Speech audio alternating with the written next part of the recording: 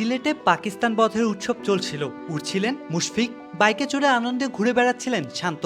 আনন্দময় পরিবেশ লাক্কাতুরায়, কিন্তু ঢাকায় নেমেছিল শোকের ছায়া। এক শিশুর বিদায়ে তোলপাড় পুরো বাংলাদেশ।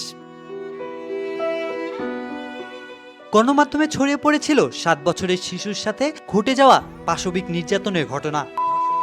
শিশুটিকে প্রাণ হারাতে হয় নির্দয়ী এক ঘাতকের কাছে, যে কাজে সঙ্গ দিয়েছিলেন স্বয়ং সেই ধর্ষকের স্ত্রী। এমন ঘটনা প্রকৃত অর্থে ম্লান করে দিয়েছে পাকিস্তানের বিপক্ষে ঐতিহাসিক সিরিজ জয়ের আনন্দ। এমন লোমহর্ষক ঘটনা দৃষ্টি এড়ায়নি টাইগারদের। সবার হৃদয়ে রক্ত হচ্ছে নিক্কারজনক ঘটনার বিস্তারিত জেনে। মুশফিক থেকে শরীফুল, সবাই ব্যথিত ছোট্ট রামিসার প্রাণহানিতে। সামাজিক মাধ্যমে সবাই জানিয়েছে প্রতিবাদ, দাবি করেছেন দৃষ্টান্তমূলক শাস্তির।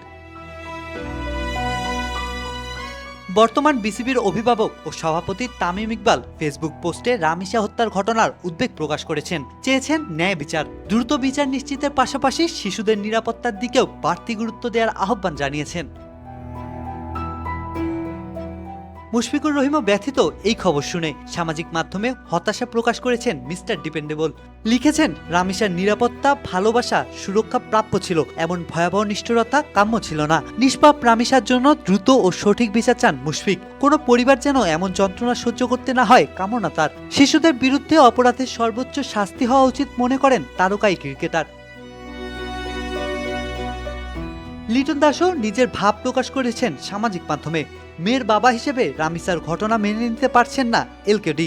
সমাজে এমন হৃদয় বিদারক ঘটনার সাক্ষী হওয়া কষ্টের। সন্তানদের জন্য একটি নিরাপদ পৃথিবী চান লিটন, যাতে শিশুরা ভয়ডরহীনভাবে বড় হতে পারে। পাশাপাশি লিটন রামিসার হত্যাকারীদের কঠোরতম শাস্তির দাবি করেন। সবাইকে একসাথে রামিসার জন্য বিচার চাওয়ার আহ্বান জানান জাতীয় দলের এই কিপার ব্যাটার। শরীফুল রিশাদদেরও মন ভারী হয়ে আছে রামিসার ঘটনা জানতে পেরে। ছোট্ট শিশুর পৃথিবী ছেড়ে যাওয়ার এমন হৃদয় বিতারক ঘটনায় শোকে স্তব্ধ দুই তরুণ টাইগার তারকা। রামিসার হত্যার দ্রুত বিচার চান শরীফুল ও রিশাদ।